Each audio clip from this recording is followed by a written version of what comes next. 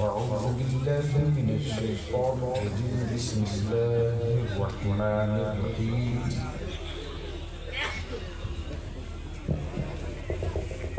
محمد رسول الله صلى الله تعالى وسلم صدق الله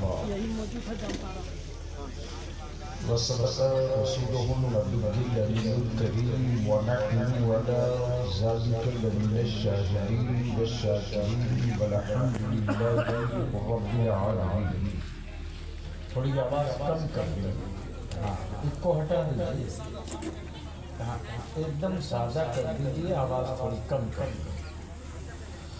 ताकि जो बात कही जाए वो बात साफ साफ समझ में आ सके। मान लीजिए बात समझ में ना आवे तो चीख चिल्लाकर मरने से कोई शहादत का दर्जा थोड़ी है। सबसे पहले मैं मुबारकबाद पेश करूं। मैं जब से सोच रहा था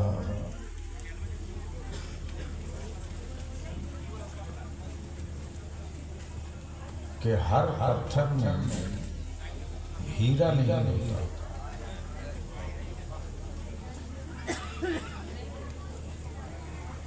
तवज्जो चाहूंगा, हर पत्थर में हीरा नहीं होता, हीरा नहीं होता। हीरे के लिए पत्थर का काला होना जरूरी है। अरे उसको हटाओ, क्यों नहीं सकते? बेस हो गया, सब खत्म करो। अरे इको साउंड हटाओ, इको साउंड नहीं आ रहा है ना, पूरा क्लियर कर दो पतला। हीरे के लिए पत्थर का काला होना जरूरी है।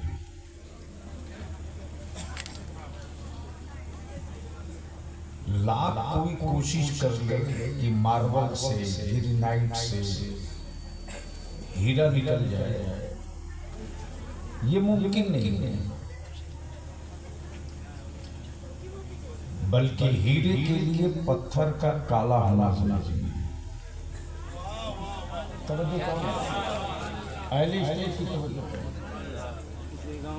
हीरे के लिए काला होना जरूरी है, पत्थर का काला होना जरूरी है।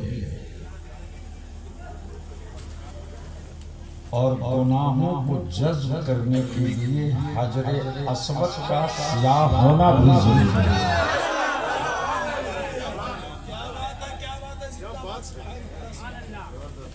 मैं जानता हूँ कि इस वक्त अदारे शरिया के मजलिस शूरा का रुकन मुहिब्बे गिरामी जनाबे मुखय्यर कौम मिल्लत मुजाहिद साहब की तहरीक बेदारी के इजलास से पहले मैं मुबारकबाद दूं पूरे अतराफ के मुसलमानों को कि आपकी कोशिशों से अदारे शरिया की तहरीक बेदारी का जो इजलास हुआ और उस इजलास में एक नई जिंदगी थी। सबसे बड़ा जो फायदा हुआ है उस तहरीक से वो ये हुआ है कि हमारी कौम के उलमा ने अब ये कहना शुरू कर दिया है निकाह सस्ता कर। बेशक ये उसी तहरीक की और आलिमों के अंदर एक जिंदगी लौट कर आई कि बुरे को बुरा कहो, चाहे बुराई करने वाला कितना हो बड़ा ताकतवर हो। तो इनकी हमारी मुसलसल बातचीत होती रही और इनकी बेचैनियों को मैं महसूस करता था कि जिस आदमी को अल्लाह ने इतना बड़ा मकाम दिया तिजारत में, कॉन्ट्रैक्टरी में, और वो आदमी अपने गांव और अपने इलाके के जवानों के लिए, बच्चों के लिए किस कदर बेचैन है।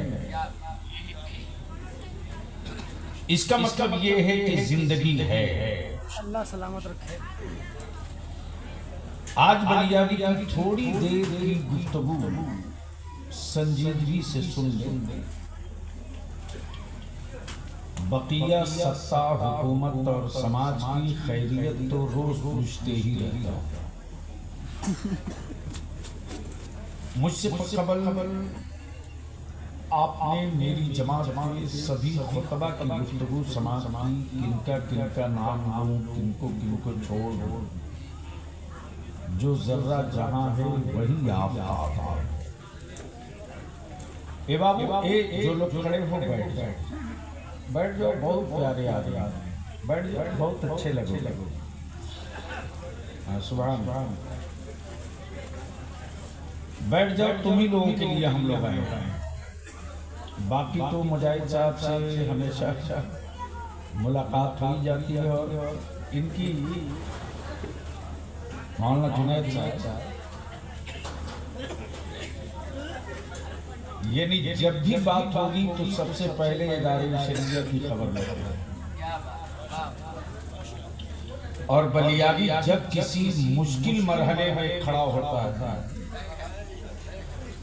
और जब कई चुनौतियां आती है तो इदारे में ये बात मशहूर है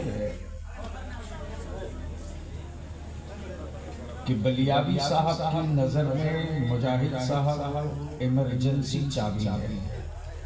माशाअल्लाह, ये सच है। तमाम तलबा पहचानते हैं और कभी कभी बच्चों के बीच जो गुफ्तगू करते हैं, ये तकरीर बहुत शानदार है। और बच्चों के अंदर जो कन्विंसिंग पावर ट्रांसफर करते हैं वो बड़ा खूबसूरत होता है। और आज एक बड़ी दिल को सुकून पहुंचाने वाली खबर हजरत अल्लामा मौलाना अनवार अहमद ना ने खबर दी कि अल्हम्दुलिल्लाह कई हजार फीट 6000 फीट छत की ढलाई उन्होंने कर ली है। अब दिल लगाकर दुरूद शरीफ पढ़ लें तो मैं 3-4 बातें अर्ज कर दूं।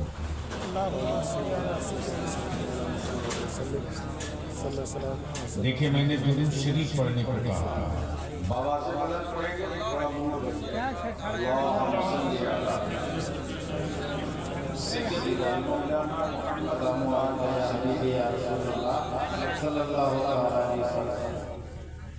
भैया सबने कई को हटा दो ना।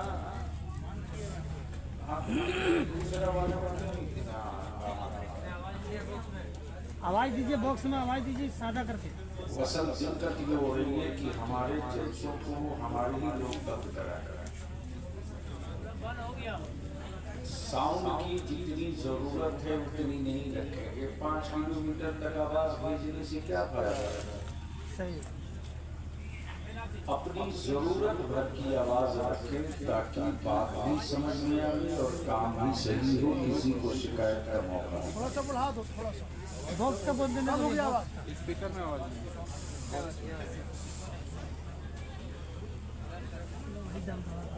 दुरूद शरीफ पढ़ लीजिए। अल्लाहुम्मा सल्ली अला सय्यदिना मौलाना मुहम्मदिन बारिक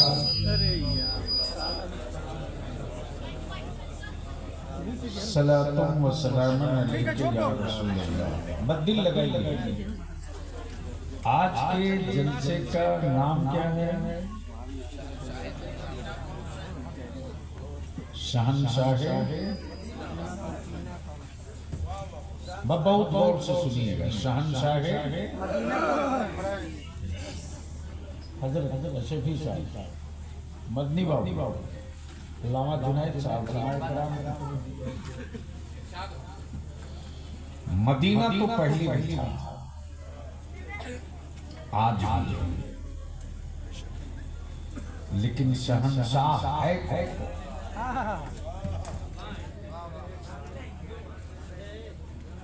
प्लीज ये बेटे ऐसा नहीं करो, या तो बैठो या तो घर जाओ। दो में एक काम करो, या तो बैठो या तो बैठो। देखो बलियावी से तकरीर करानी पड़ेगी, या तो बैठो या तो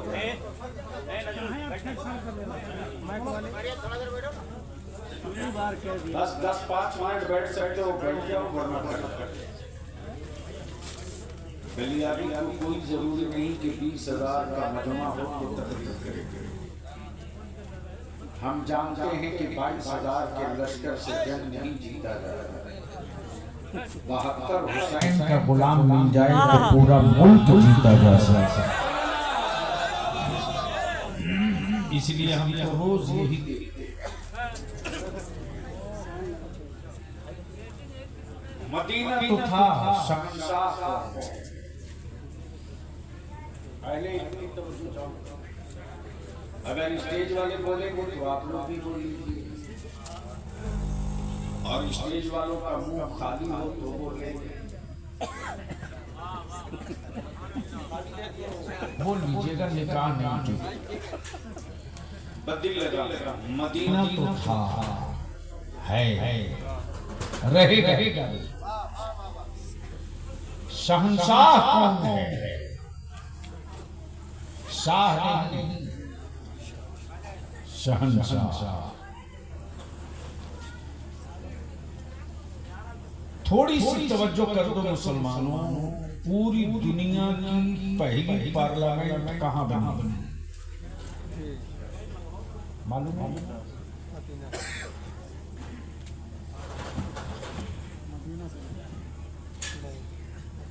तवज्जो चाहो। पूरी दुनिया की पहली पार्लियामेंट मस्जिद नबवी है, और पूरी दुनिया की पहली तालीमगाह मस्जिद नबवी। यानी हुकूमत के लिए तालीम का होना जरूरी, और हुक्मरानों के लिए तालीम याफ्ता होना जरूरी।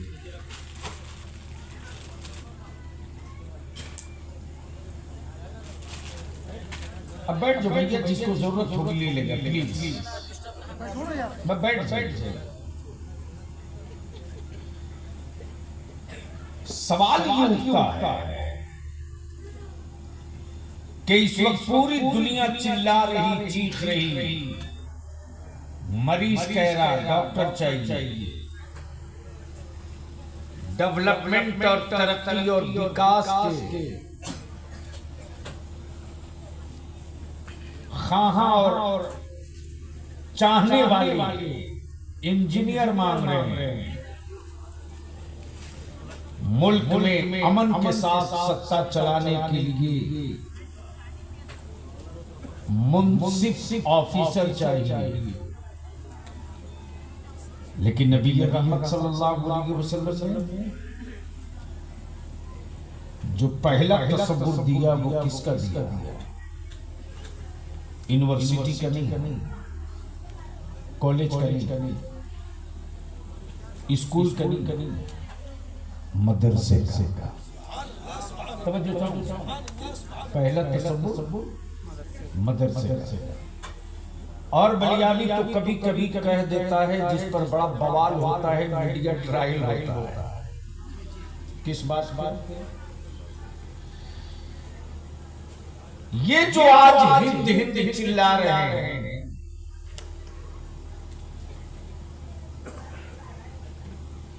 ये जो हिंद हिंद चिल्ला रहे हैं, हिंदुस्तान हिंदुस्तान चीख रहे हैं,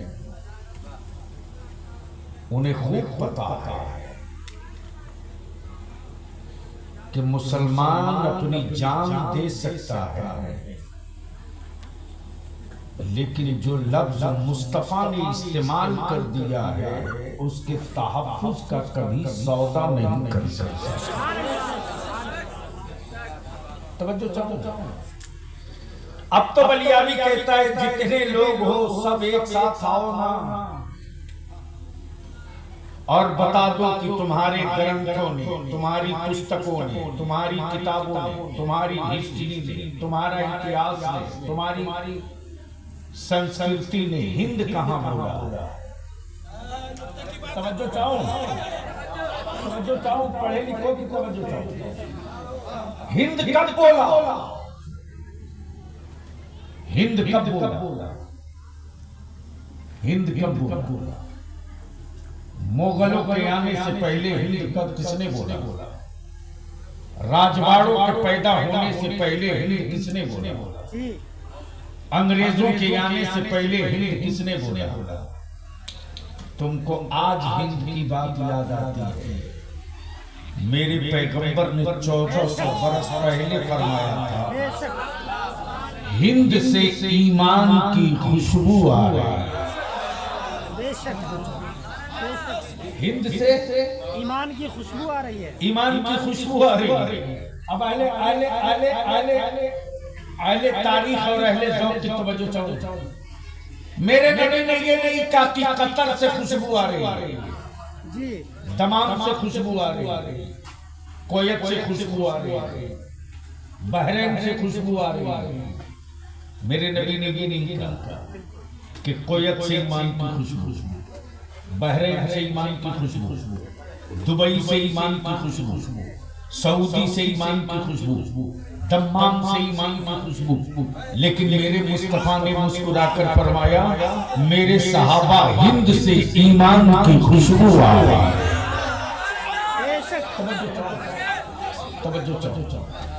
इसलिए आज बलियावी की गुफ्तगू थोड़ी संजीदगी से आप सुन लीजिए।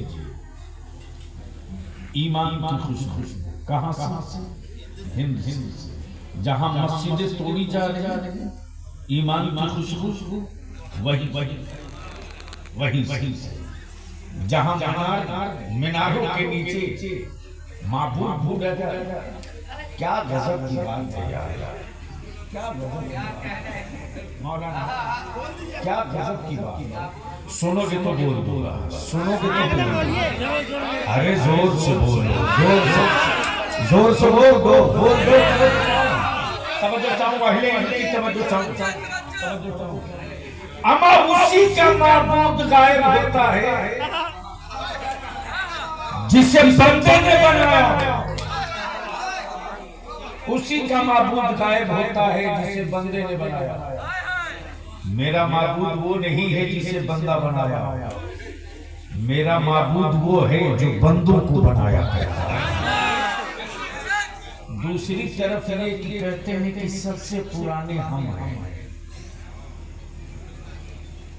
और बाद में हम आए।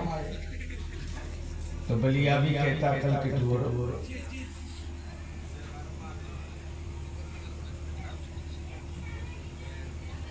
सबसे पुराने तुम हो, तो इंतजाम क्यों नहीं किए कि पनाह लेने मेरी मस्जिद में आ गए?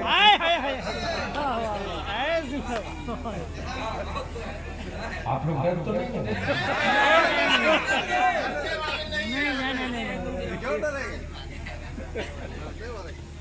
यानी पहले से बेघर थे, पहले से बेघर।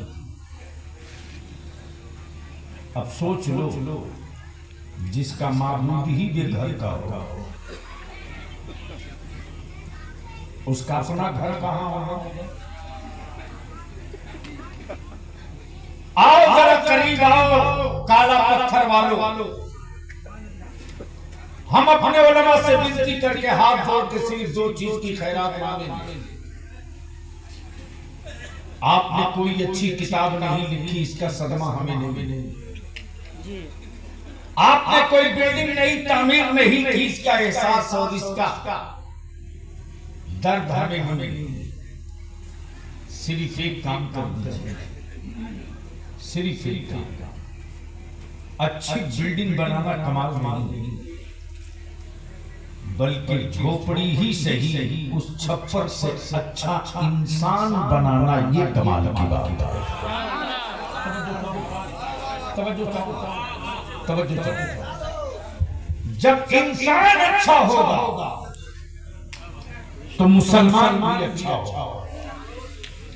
जब इंसान अच्छा होगा तो मुसलमान भी अच्छा हो। मुजाहिद साहब की एक ख्वाहिश है और हमेशा इस बात का वो तस्करा करते हैं कि हम चाहते हैं कि मेरे इलाके में, मेरे गांव में, मेरे अतराफ में, पूरे तीसरी एक ऐसा इदारा हमारी जिंदगी में बनकर खड़ा हो जाए कि हमारे बच्चे मजदूर न बने, हमारे बच्चे मालिक बने। समझो जाओ पढ़े लिखे, हमारे बच्चे मजदूर न बने, हमारे बच्चे मालिक बने। मजदूर तो सभी बनाते हैं, मालिक कोई बनाता है। मालिक कोई बनाता है। और इसके लिए टारगेट हो, एक टारगेट। हम अपने उलमा से विनती करेंगे, कभी मौका मिले तो इदारे शरीयत जरूर आएंगे और देखिए मुफ्ती साहब हर साल शाबान के महीने में बलियाबी अपने असातिज़ा को लेकर बैठता है। 38 स्टाफ है मदरसा शरीया में, 38। और मैं जो टारगेट देता हूं शाबान में, उसका हम सारे लोग मिलकर एहतिसाब करते हैं कि इन साल किस यूनिवर्सिटी ने क्या पढ़ाया तो क्या रिजल्ट, किस कॉलेज ने क्या पढ़ाया क्या रिजल्ट, किस स्टेट में किसका क्या रिजल्ट रहा, हमारे बच्चों का क्या रिजल्ट है, नया क्या चेंज करना चाहिए, कितने दिनों के अंदर चेंज करना चाहिए, मार्केट में क्या चल रहा है, नॉलेज में इजाफे के लिए क्या करना चाहिए, स्पीकिंग पावर के लिए क्या करना चाहिए, लैंग्वेज और जबान के लिए क्या करना चाहिए, अपनी बात रखने का तरीका हमें अपने बच्चों को कैसे बताना चाहिए। इन सारे मुद्दों पर साल में एक मर्तबा बहस होती है और वो मीटिंग जो सुबह शुरू होती है तो शाम हो जाती है, मगरिब का वक्त होता है। और उसी दिन हम लोग तय कर लेते हैं कि अगले साल इसमें ये कमी करके इसको बढ़ाना है, इसको थोड़ा कम करके इसको और बढ़ाना है। हम अपने उलमा से विनती करेंगे। बड़ा तजर्बा हुआ है, कभी कभी तो अपनी कौम के अहले सुन्नत के लोगों की कुर्बानी देखकर बलियाबी की आंखें भरने मेरी क्या औकात थी हज़रत। 95 लाख रुपया इदारे शरीया का सालाना बजट है, 95 लाख। ये बजट मेरी औकात से बाहर की चीज, लेकिन अल्हम्दुलिल्लाह हम अपने उलमा से पूछते हैं। एक मर्तबा तन्हाइयों में जरूर सोचिए, हमारी कौम ने अपने आलिमों को कहां अकेले छोड़ा। आपने कहा मस्जिद बनवानी है, सीमेंट दो। मेरी कौम के जवानों ने कहा मौलाना मेरा मकान का छत, मेरे मकान की छत बाद में ढलेगी, मस्जिद की छत पहले ढलवा दो। आपने कहा हमें मदरसा बनाना। मेरी कौम ने ये नहीं पूछा कि इसका सदर कौन है, सेक्रेटरी कौन है। हमारी कौम ने कहा ईंट चाहिए ले लीजिए, बालू चाहिए ले लीजिए, सीमेंट चाहिए ले लीजिए, गिट्टी चाहिए ले लीजिए। आपका काम मदरसे में खाने का सामान नहीं है। हमारी कौम ने कहा कि मौलाना हमारे बच्चे 2 लुकमा कम खा लेंगे, रसूलुल्लाह के मेहमानों को हम भूखा नहीं छोड़ेंगे। मेरी कौम ने कब हमको अकेले छोड़ा है? तो मैं तो यही अर्ज करना चाहता हूं अपने उलमा से विनती करके, कौम ने हमको अकेले कभी नहीं छोड़ा। काश हम अपनी कौम को कभी तनहा नहीं छोड़ते। जब कौम ने हमारी हर बात पर लबैक कहा है और जब कौम आपकी तहरीक के लिए सोच रही है तो आप एक मर्तबा इस कौम के बच्चों के मुस्तकबिल के लिए सोच लेते। तो मैं समझता हूँ घड़ी देखकर पढ़ाने की जरूरत नहीं पड़ती, मुस्तकबिल देखकर पढ़ाने का कैलेंडर तैयार। और जिस दरसगाह में जरूरत के एतबार से पढ़ाई होगी, मैं मुजाहिद साहब की पूरी टीम को और जो बच्चे विदेशों में रहते हैं उन सबको जलसे के प्लेटफॉर्म से दावत दे रहा हूं। मेरे अजीज, मैं जानता हूं कि तुम अच्छे बढ़िया रूम सोफा गद्दे पर सो तो न जाते हो,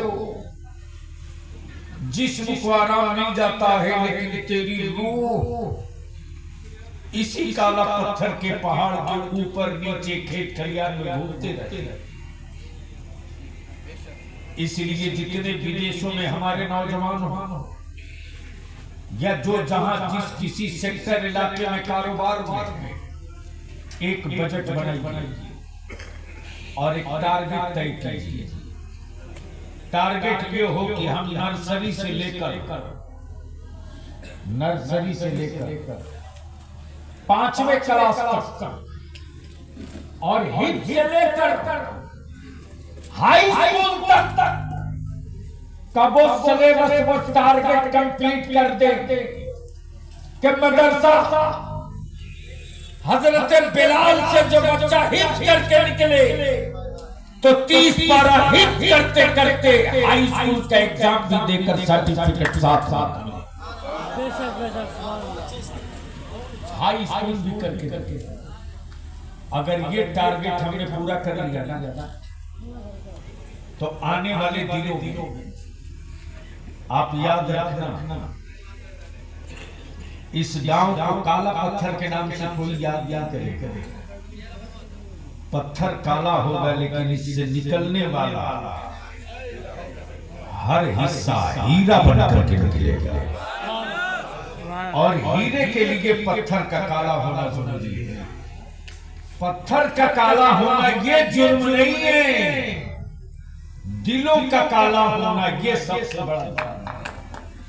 अगर दिल काला हो तो मुस्तफा के नूर के उजाले नहीं आएंगे।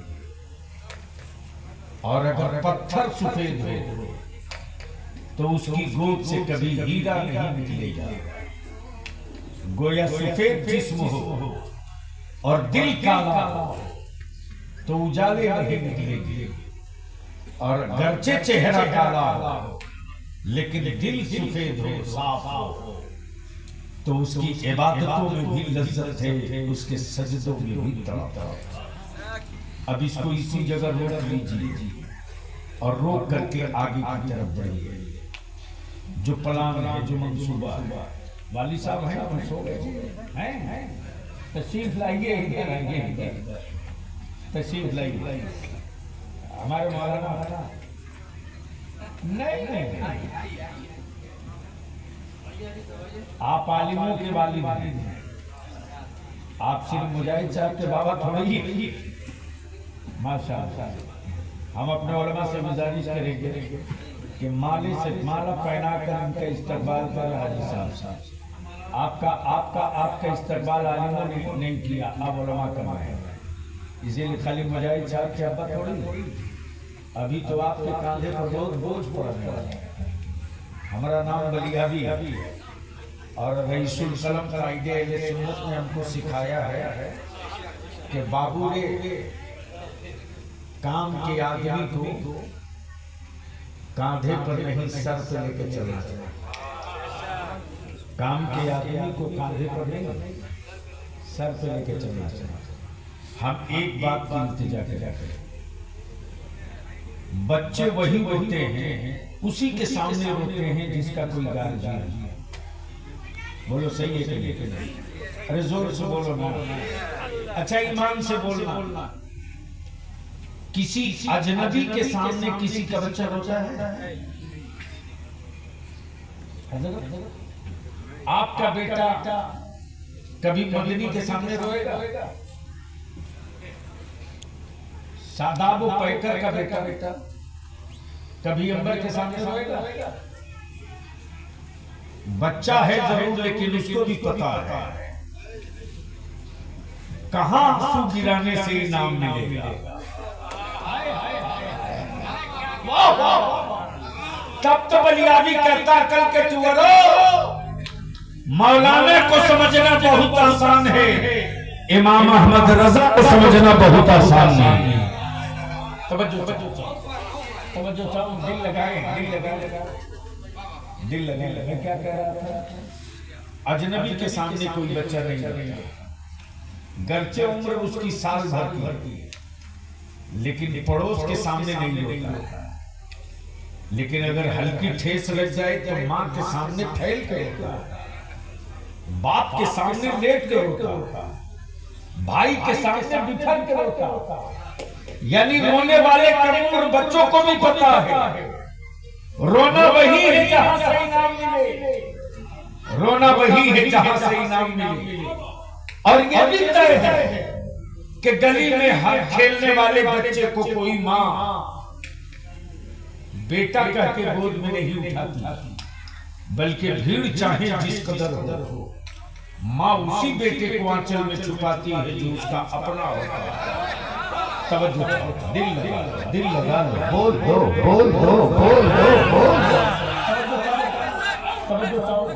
अमर लोग तो बहुत होंगे क़यामत में, लेकिन मुस्तफा उसी को अपने चादर में छुपाएंगे जिसके दिल में मुस्तफा की मोहब्बत होती है। क्यों बढ़ा दिया मेरे बाबू? ऐसा नहीं करो, सारी आवाज तुम्हारी जा रही है गिरिडीह और राजधानी।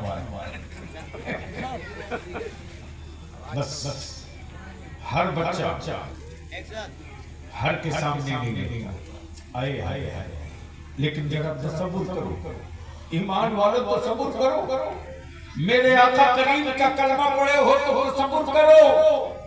जुर्म मेरे, इसियां मेरे, गुनाह मेरे, रोए मुस्तफा, पाप मेरे, रोए मुस्तफा, जुर्म हम करें, तड़पे मुस्तफा, गुनाह हम करें, रोए मुस्तफा।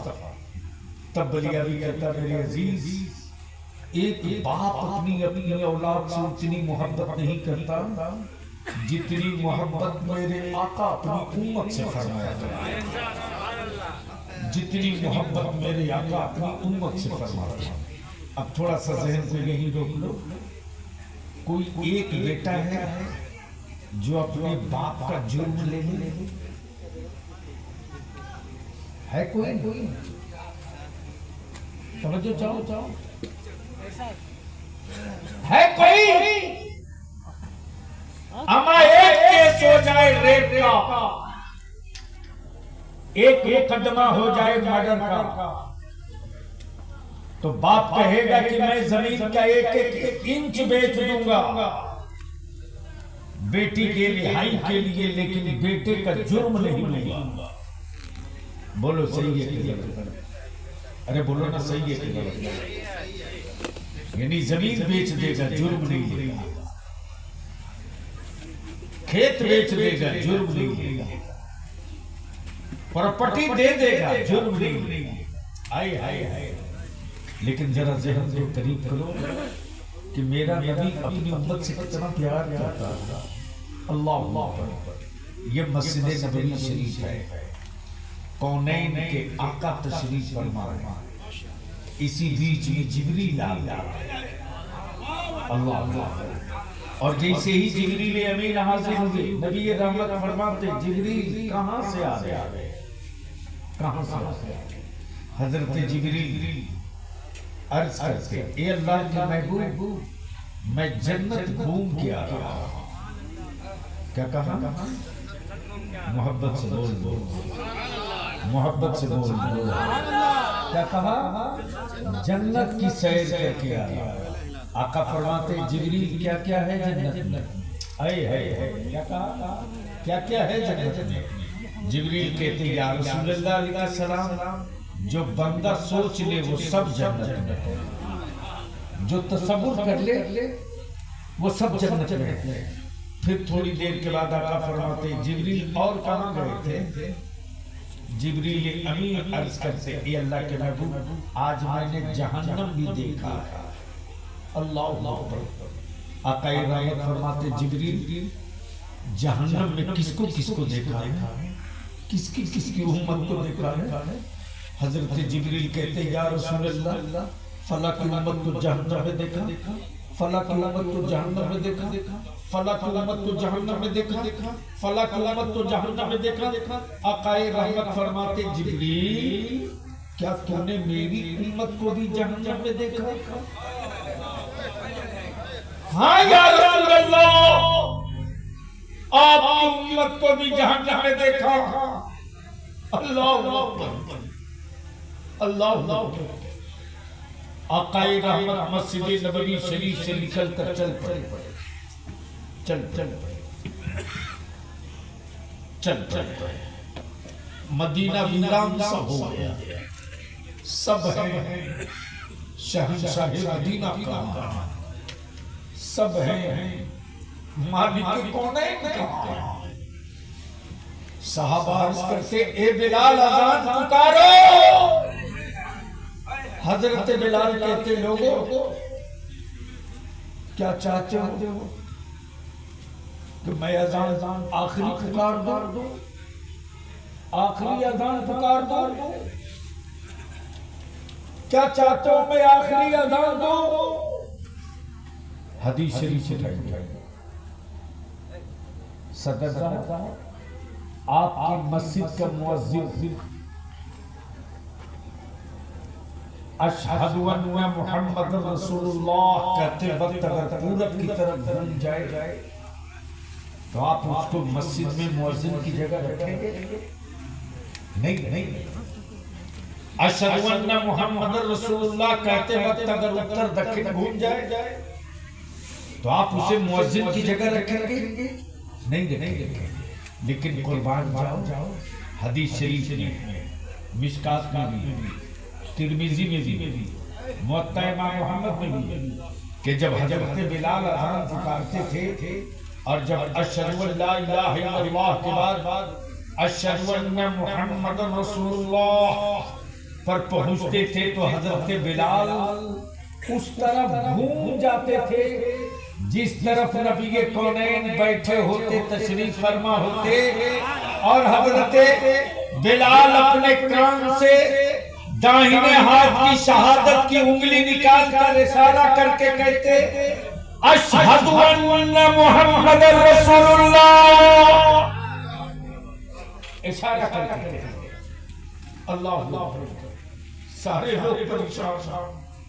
मदीने का एक बच्चा लगता यतीम, सहाबा एक दूसरे का चेहरा देखते, आंखें अच्छी भर हैरत से एक दूसरे से पूछते तुमने देखा है? कहाँ गए रहते? तुमने देखा है? जाने मसीहा किधर गए? मेरे अजीज, हम आप गुम हो जाएंगे तो हुलिया अखबार और गुमशुदगी के पोस्टर में लिबास और हुलिया देकर बताया जाता रंग ये, कलर ये, लिबास ये, हाइट ये। लेकिन कौनैन के सहाबा, आका के सहाबा जब नबी रहमत की तलाश में निकले तो लोगों से जुल्फे और हुलिया नहीं बताते बल्कि खुशबुए मुस्तफा पर सहाबा चले। हजरत सैयदना अबू हुरैरा फरमाते हैं कि मैं खुशबू पर चलते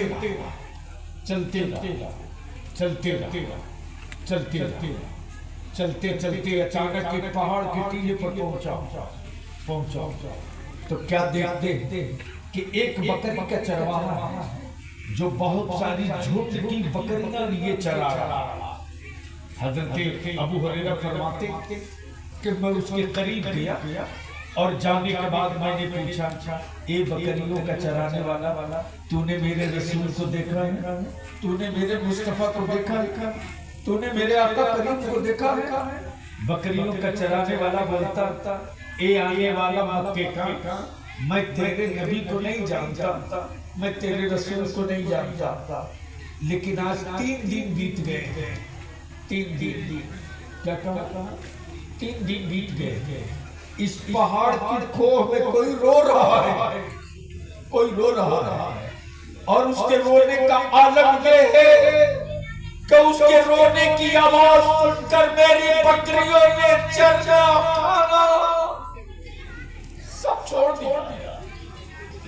और रोने वाला कभी आसमान की तरफ सर उठा के रोता, कभी सजदे में रोता, कभी झुक के रोता, और सिर्फ एक बात कहता है, या रब हमने उम्मती, या रब हमने उम्मती, या रब हमने उम्मती।